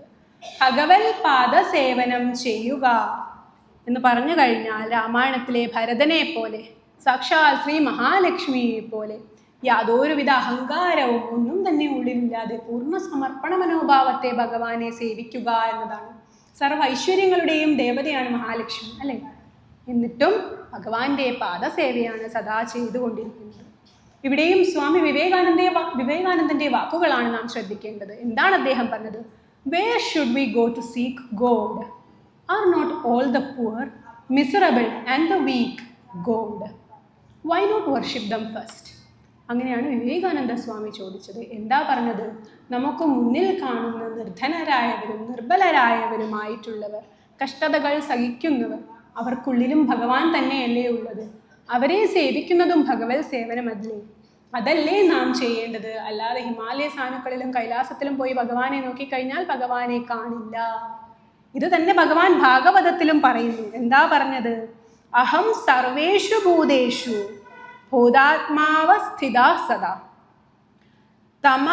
തമവജ്ഞാനമാം മത്ര കുരുതേർച്ചാ വിടംബന എന്നാണ് ഭഗവാൻ പറഞ്ഞിരിക്കുന്നത്. അതായത് സർവചരാചരങ്ങളിലും ലയിച്ചിരിക്കുന്നതായ എന്നെ കാണാതെ കേവലം വിഗ്രഹത്തിനെ മാത്രം ആരാധിക്കുന്നത് കൊണ്ട് കാര്യമായില്ല.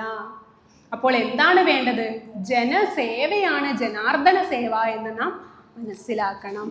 എന്നിട്ട് സൽപ്രവർത്തികൾ സമൂഹത്തിന് വേണ്ടി ചെയ്യണം. അതാണ് പാദസേവനം.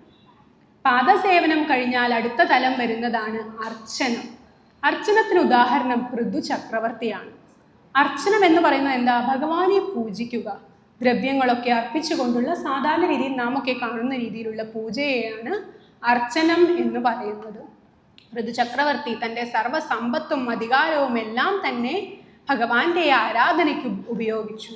എന്ന് വിചാരിച്ചാൽ എല്ലാ സമയവും ഭഗവാൻ ആലോചിച്ചുകൊണ്ടിരുന്നു എന്നല്ല പറയുന്നത്. അദ്ദേഹം ചക്രവർത്തി എന്ന നിലയ്ക്കുള്ള അദ്ദേഹത്തിൻ്റെ കർമ്മങ്ങളെല്ലാം തന്നെ ചെയ്തു, നല്ല വൃത്തിയിൽ തന്നെ ചെയ്തു. വേനന്റെ ഭരണകാലത്ത് നശിച്ചു പോയിരുന്നതായിട്ടുള്ള ഭൂമിയെ ബലഭൂയിഷ്ഠയാക്കി തീർത്തത് പൃഥുചക്രവർത്തിയാണ്. അതിൻ്റെ ഒപ്പം തന്നെയാണ് ഈ ഭഗവാനെ അദ്ദേഹം പൂജിച്ചിരുന്നതും. അപ്പോൾ അദ്ദേഹമാണ് അർച്ചനയ്ക്കുള്ള ഉത്തമമായിട്ടുള്ള ഒരു ഉദാഹരണമായി പറയുന്നത്. ഭഗവാൻ പറയുന്നു, പത്രം പുഷ്പം ഫലം തോയം യോ മേ ഭക്ത്യാ പ്രയച്ഛതി തദ്ദഹം പത്യുപഹൃതം അശ്നാമി പ്രയാത്മന എന്നാണ് ഭഗവാൻ പറഞ്ഞത്. എന്താ പറഞ്ഞേ? ഒരു ഇലയാകട്ടെ, ഒരു പുഷ്പമാകട്ടെ, ഫലമാകട്ടെ, കേവലം ജലമാകട്ടെ, എന്തു തന്നെയാണെങ്കിലും ഭക്തിയുള്ള ഒരു മനസ്സോടു കൂടി അർപ്പിച്ചു കഴിഞ്ഞാൽ അതെനിക്ക് സ്വീകാര്യമാണ്. രാമായണത്തിൽ ശബരീദേവി താൻ ഭുജിച്ച പഴത്തിൻ്റെ ബാക്കി ഭഗവാൻ കൊടുക്കുന്നുണ്ട് അല്ലേ? എന്തുകൊണ്ട്? ആ മധുരമുള്ളതേ ഭഗവാന് കൊടുക്കാൻ പാടുള്ളൂ എന്നുള്ള ആഗ്രഹം കൊണ്ടാണ്. അത് അമൃത് പോലെ ഭഗവാൻ സേവിക്കുന്നുമുണ്ട്. എന്താ കാരണം? അതിൽ അലിഞ്ഞിരിക്കുന്നത് ആ ദേവിയുടെ ഭക്തിയാണ്. അപ്പോൾ ഭക്തിയോടെ നാം എന്ത് തന്നെ ഭഗവാന് സമർപ്പിച്ചാലും ഭഗവാൻ അത് സ്വീകാര്യമാണ്. 10,000-10,000 രൂപയുടെ വഴിപാടൊന്നും ഭഗവാൻ ആവശ്യമില്ല. ഈ ലോകം തന്നെ ഉള്ളിൽ അടങ്ങിയിരിക്കുന്ന ഭഗവാൻ അതിൻ്റെ ഒന്നും ആവശ്യകതയില്ല. ഭഗവാൻ എന്താണ് ആവശ്യം? കേവലം നമ്മുടെ ഭക്തി മാത്രമാണ് ആവശ്യം. അപ്പോൾ അങ്ങനെയുള്ള അർച്ചന നാം ചെയ്യേണ്ടതാണ്. അർച്ചനയ്ക്ക് ശേഷം വരുന്നതാണ് വന്ദനം. വന്ദനത്തിന് ഉദാഹരണമായി പറയാൻ കഴിയുന്നത് അക്രൂരനെയാണ്. അക്രൂരൻ്റെ കഥയും എല്ലാവരും ശ്രവിച്ചിട്ടുണ്ടാവും അല്ലേ? കംസൻ പറഞ്ഞതനുസരിച്ച് ഭഗവാനെ കൂട്ടാനായി ഗോകുലത്തിലേക്ക് പോകുന്നുണ്ട്. അവിടെ എത്തിക്കഴിഞ്ഞപ്പോഴോ അതാ മണൽത്തരിയിൽ ഭഗവാന്റെ പാദങ്ങളുടെ അടയാളം കാണുന്നു. എന്ത് ചെയ്തു? വേഗം തേരിൽ നിന്ന് താഴേക്ക് ഇറങ്ങിയ മണ്ണിൽ കിടന്നങ്ങുരുണ്ടു അല്ലേ? ആ മണൽത്തരിയിലും ഭഗവാനെ കണ്ടു. ഗോകുലത്തിലെത്തിയപ്പോഴോ ഗോപികമാരും ഭഗവാനാണ്, ഗോപന്മാരും ഭഗവാനാണ്, എല്ലാവരും തന്നെ ഭഗവാനാണ്. എല്ലാവരെയും തൊഴുതുകൊണ്ടിരിക്കുകയാണ് അക്രൂരൻ.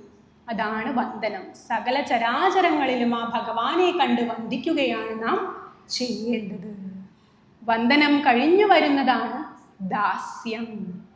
ദാസ്യത്തിന് ഏറ്റവും നല്ല ഉദാഹരണം ഹനുമാൻ സ്വാമിയാണ്. ശ്രീമദ് ഹനുമാനാണ്.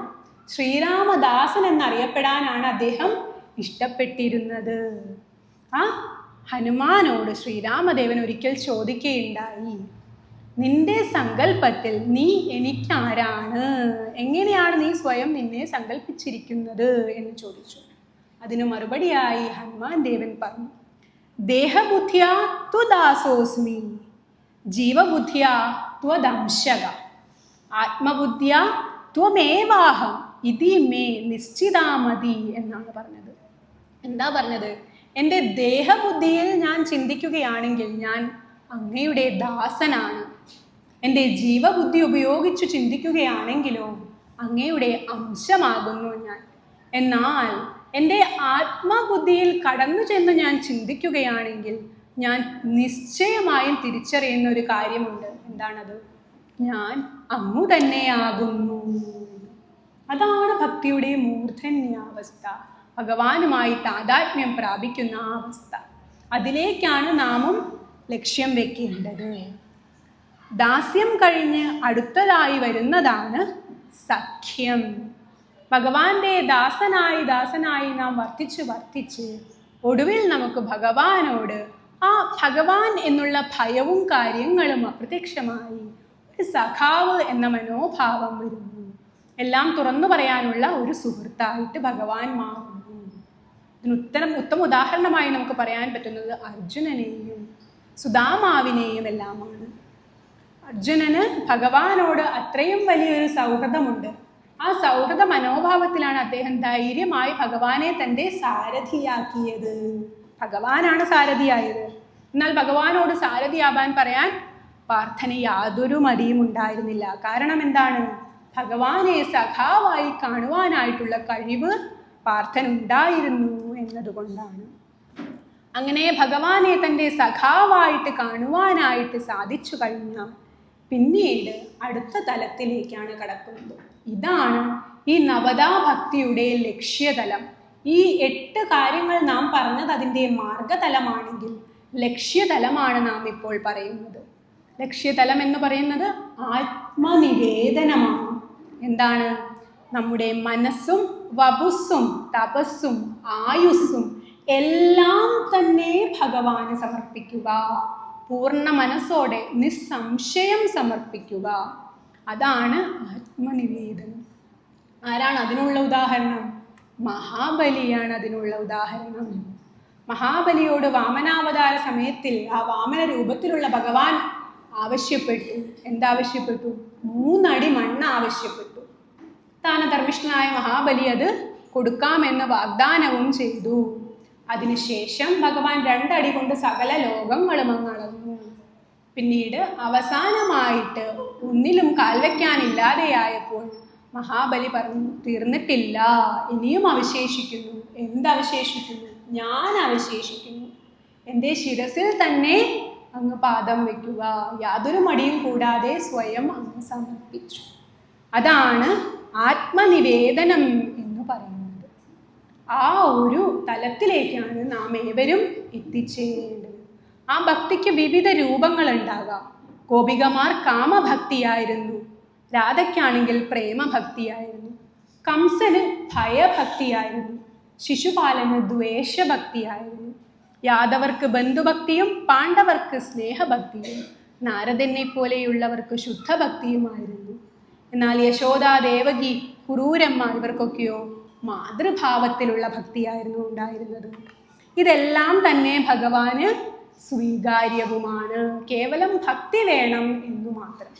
ഒരു പ്രദർശനമായിട്ട് നാം ഒരിക്കലും ഭക്തിയെ കരുതരുത്. പകരം സമർപ്പണമായി കരുതേണ്ടതാണ്. വസുധൈവ കുടുംബകം എന്ന ചിന്തയാണ് നാം വളർത്തിയെടുക്കേണ്ടതായിട്ടുള്ളത്. 17 പുരാണങ്ങളും പഞ്ചമവേദമായ മഹാഭാരതവും രചിച്ച വേദവ്യാസ മഹർഷിക്ക് വളരെയധികം ദുഃഖമുണ്ടായി. കൈ പൊക്കി ഉറക്കെ ഉറക്കെ കരഞ്ഞുകൊണ്ടിരിക്കുന്ന വേദവ്യാസനോട് നാരദൻ ചെന്ന് കാര്യം തിരക്കി. എന്തിനാണ് എന്ന് തിരക്കി. അപ്പോൾ എന്താ പറഞ്ഞത്? ഞാൻ ഇക്കണ്ട കാര്യങ്ങളെല്ലാം രചിച്ചു വെച്ചിട്ടും ആരും അത് വായിക്കുന്നില്ല, കേൾക്കുന്നില്ല എന്ന് പറഞ്ഞ് കരയുകയാണ്. അപ്പോൾ നാരദൻ പറയുകയുണ്ടായി, അങ്ങയുടെ ഗ്രന്ഥങ്ങളിൽ ധർമ്മം, അർത്ഥം, കാമം എന്നിവയെല്ലാം അങ്ങ് വിശദീകരിച്ചു. എന്നാൽ അതിൽ മോക്ഷത്തെ പറ്റി പറഞ്ഞില്ല. മോക്ഷത്തിലെത്താനായിട്ടുള്ള മാർഗമായിട്ടുള്ള ഭക്തിയെയും പറഞ്ഞില്ല. ആ ഭഗവാനെ പറ്റി ഒരു കാവ്യം രചിക്കുക, ഒരു കൃതി രചിക്കുക, എങ്കിൽ അങ്ങയുടെ ദുഃഖം മാറും എന്ന് പറഞ്ഞു. എന്നിട്ട് നാരദമുനി അദ്ദേഹത്തിന് ചതുശ്ലോകി ഭാഗവതം ഉപദേശിച്ച് നൽകുകയും ചെയ്തു. കേവലം 4 ശ്ലോകം ഭഗവാന്റെ ഹൃദയത്തിൽ നിന്നും ഉരുത്തിരിഞ്ഞ് ബ്രഹ്മാവിലേക്കും ബ്രഹ്മാവിൽ നിന്നും നാരദനിലേക്കും എത്തിയ 4 ശ്ലോകം ഭഗവാന്റെ അന്തസ്സത്തെയാണത്. ആ 4 ശ്ലോകം പറഞ്ഞു കൊടുക്കുകയും ഇതങ്ങ് വിവരിക്കുക എന്ന് പറയുകയും ചെയ്തു. അതിൽ നിന്നും ഉരുത്തിരിഞ്ഞു വന്ന മഹാകാവ്യമാണ് നാം ഇന്നറിയുന്ന ഭാഗവതം. ഭഗവത ഇതം ഭാഗവതം അല്ലെ? ഭഗവാന്റെ ഹൃദയത്തിൽ നിന്നും ഉരുത്തിരിഞ്ഞു വന്ന ചതുശ്ലോകി ഭാഗവതത്തിൽ നിന്നുമാണ് ഉണ്ടായത്. അത് ഭഗവാൻ തന്നെയാണ്. എന്താണ് ഈ ഭാഗവതം? ഭകാരോ ഭക്തി സംവർദ്ധ, ഗകാരോ ഗർവനാശക, വകാരോ വേദവേദാർത്ഥ, തകാരോ തത്വനിശ്ചയ. ഭക്തിയെ വർദ്ധിപ്പിക്കുന്നതാണ്, ഗർവിനെ നശിപ്പിക്കുന്നതാണ്, വേദവേദാർത്ഥങ്ങളെല്ലാം തന്നെ ഉൾക്കൊണ്ടിരിക്കുന്നതാണ്. തത്വം നിശ്ചയമായി, ആ ഭഗവത് തത്വത്തെ നിശ്ചയമായി കാണിച്ചു തരുന്ന ഒന്നും കൂടിയാണ്. അത് മനസ്സിലാക്കാൻ നമുക്ക് സാധിച്ചു കഴിഞ്ഞാൽ ആ ഭഗവാനിലേക്കുള്ള ഭക്തി സുസ്ഥിരമായി നമ്മിലുണ്ടാവുന്നു. അപ്പോൾ നാം എന്താ ചെയ്യേണ്ടത്? നാളെയാകട്ടിനി നാളെയാകട്ടിന്നു നാമജപം വൃഥാ മാറ്റിടുല്ല അല്ലേ? നാളെ നാളെ എന്ന് പറഞ്ഞ് ഭഗവാനിലേക്കുള്ള സമർപ്പണം മാറ്റിവെക്കാതെ ഇന്ന് തുടങ്ങുക, ഇപ്പോൾ തുടങ്ങുക, ഈ നിമിഷം തുടങ്ങുക ഭഗവാനോടുള്ള ആ ഭജന. എങ്ങനെയായിരിക്കണം നാം ഭഗവാനെ ഭജിക്കേണ്ടത്? വ്യക്തമായ രീതിയിൽ ഭജിക്കണം, ശ്രദ്ധയോടെ ഭജിക്കണം. ഇല്ലെങ്കിൽ എന്ത് സംഭവിക്കും? ഒരിക്കൽ ഒരാൾ ഭഗവാനോട് വരമായി നല്ലവണ്ണം വരുത്തേണമേ എന്നാവശ്യപ്പെട്ടു. പറഞ്ഞ സമയത്ത് ആ വണ്ണത്തിന് ഇച്ചിരി ബലം അങ്ങ് കൂടിപ്പോയി. നല്ല വണ്ണം വരുത്തേണമേ എന്നായിപ്പോയി. എന്തായി? ഭഗവാൻ അനുഗ്രഹിച്ചു, ആളൊരു പൊണ്ണത്തടിയനാവുകയും ചെയ്തു. അപ്പോൾ നാം എന്താ ചെയ്യേണ്ടത്? കൃത്യമായ രീതിയിൽ ശ്രദ്ധയോടെ ഉപാസിക്കേണ്ടതാണ് ഭഗവാനെ. എങ്ങനെയാ ഉപാസിക്കേണ്ടത്? നാം എങ്ങനെയാ പ്രാർത്ഥിക്കേണ്ടത്? ഗുരുനാഥൻ തുണ ചെയ്തു സന്തതം, തിരുനാമങ്ങൾ നാവിന്മേലെപ്പോഴും, പിരിയാതെ ഇരിക്കണം നമ്മുടെ നരജന്മം സഫലമാക്കിയിടുവാൻ. അല്ലേ, നമ്മുടെ ഈ നരജന്മം സഫലമാവാൻ എന്താണ് വേണ്ടത്? പിരിയാതെ ആ തിരുനാമങ്ങൾ നമ്മുടെ നാവിൽ എന്നും വേണം. ഉറക്കെ ഉറക്കെ നാം ആ ഭഗവാനോട് പ്രാർത്ഥിക്കണം. എന്താ പ്രാർത്ഥിക്കണ്ടേ? സംസാര സാഗരേ മഗ്നം ദീനം മാം കരുണാനിധേ, കർമ്മഗ്രാഹ്യഗൃഹീതാംഗം മാമുദ്ധര ഭവാർണവാത് എന്ന് പ്രാർത്ഥിക്കണം. ഈ സംസാര സാഗരമാകുന്ന കർമ്മ വലയത്തിൽ നിന്നും എന്നെ കരകയറ്റണേ ഭഗവാനെ എന്നു നാം എന്നും എന്നും പ്രാർത്ഥിക്കണം. ലോകാ സമസ്ത സുഖിനോ ഭവന്തു എന്ന് നാം പ്രാർത്ഥിക്കണം. നമ്മുടെ ഏവരുടെയും ഉള്ളിൽ സ്ഥിരമായ ശുദ്ധമായ സത്യമായ ആ ഭക്തി ഉണ്ടാകുവാൻ ഇപ്പോൾ നമുക്ക് നമ്മുടെ ഭഗവാനായിട്ടുള്ള ഇടയപ്പനോട് പ്രാർത്ഥിക്കാം. കൽപ്പാന്തമിഴി തുറന്ന് അദ്ദേഹം നമ്മെ അനുഗ്രഹിക്കും തീർച്ചയായും. കാരണം അദ്ദേഹം ഒരു കരുണാസാഗരമാണ്. അദ്ദേഹത്തിൻ്റെ കരുണാകടാക്ഷം എന്നും തന്നെ നമുക്കുണ്ടാകും. അപ്പോൾ നമുക്ക് ഭഗവാനോട് പ്രാർത്ഥിക്കാം. ഹരിരാഗസാരമേ ശിവതേജോരൂപമേ കൺകണ്ട ദൈവമേ സ്വാമി, സന്യാസിരൂപനേ സംഗീതപ്രിയനേ സിന്ദൂരവർണ്ണനേ സ്വാമി. ഹരിഹരസുതനാനന്ദ ചിത്തനയ്യനയ്യപ്പ സ്വാമിയേ ശരണമയ്യപ്പ. കായേന വാചാ മനസേന്ദ്രിയർവാ ബുദ്ധ്യാത്മനാ വാ പ്രകൃതേ സ്വഭാവാൽ കരോമി യദ്യൽ സകലം പരസ്മൈ ശ്രീനാരായണായേതി സമർപ്പയാമി. കരചരണകൃതം വാക് കായജം കർമ്മജം വാ ശ്രവണനയനജം വാ മാനസം വാപരാധം വിഹിതം അവിഹിതം വാ സർവമേതക്ഷമസ്വ. ശിവ ശിവ കരുണാബ്ദേ ശ്രീ മഹാദേവ ശംഭോ. എല്ലാവർക്കും മംഗളമുണ്ടാവട്ടെ, എല്ലാവരുടെയും ഉള്ളിലും സ്ഥിരമായ ഭക്തി ഉണ്ടാവട്ടെ എന്ന് പ്രാർത്ഥിച്ചുകൊണ്ട് ശുഭരാത്രി നേരുകയാണ്. നന്ദി, നമസ്കാരം.